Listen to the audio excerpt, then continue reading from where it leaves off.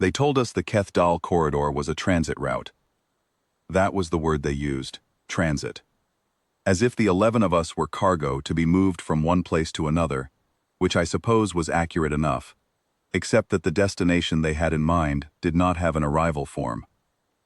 I found out what the corridor actually was on the third hour in, not because anyone told me, because I started counting.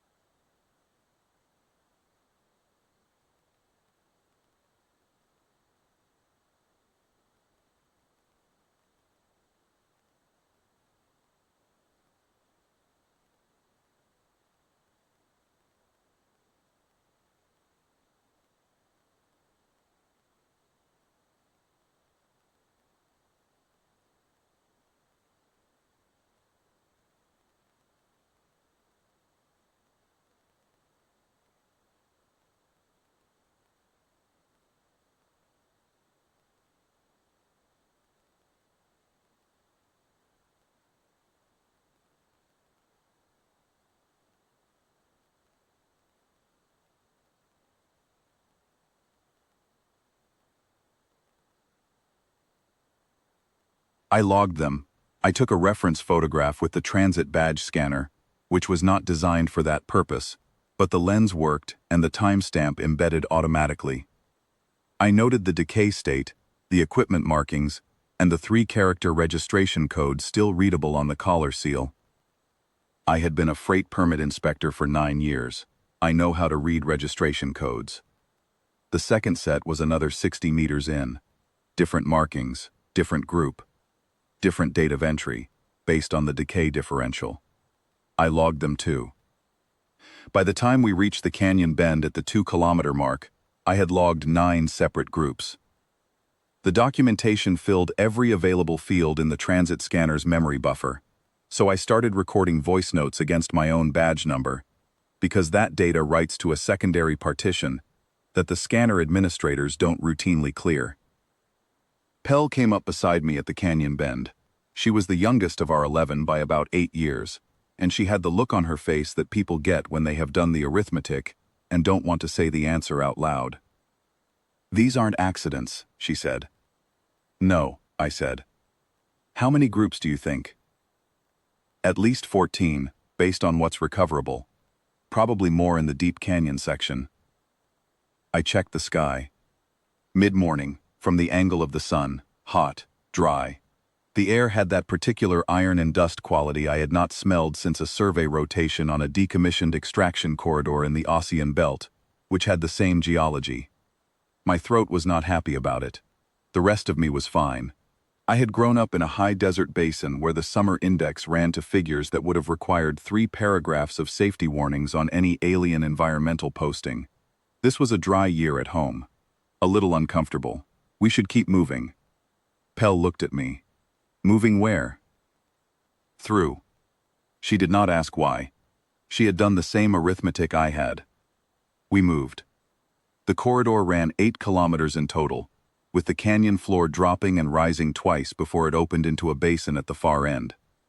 The basin had a large flat expanse of cracked hardpan and a communications relay tower, vel-dara standard issue, painted in their corporate gray, that was running a signal dampening field, which explained why nothing that entered the corridor had ever transmitted out.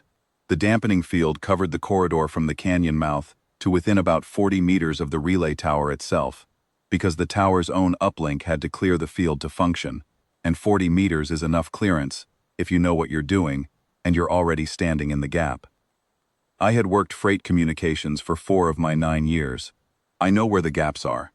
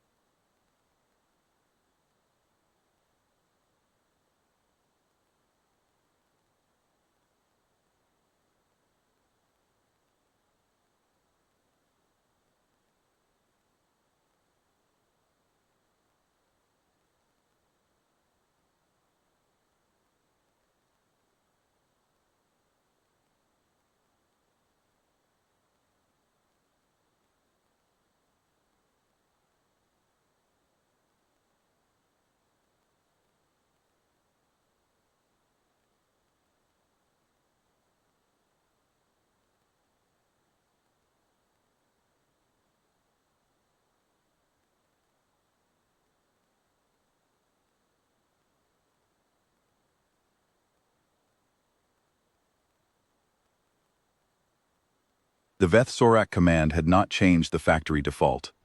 I had found that particular detail, the factory default maintenance code on field communications infrastructure, in a vel-dara freight compliance bulletin 18 months prior. I had filed a corridor safety notation about it at the time. No one had acted on it. They would now, I supposed. I addressed the transmission to the vel-dara Humanitarian Corridor Authority, Incident Documentation Channel, and to the Keth-Daal Transit Oversight Registry, because I had seen that registry listed on the entry seal paperwork and had memorized the channel number out of professional habit.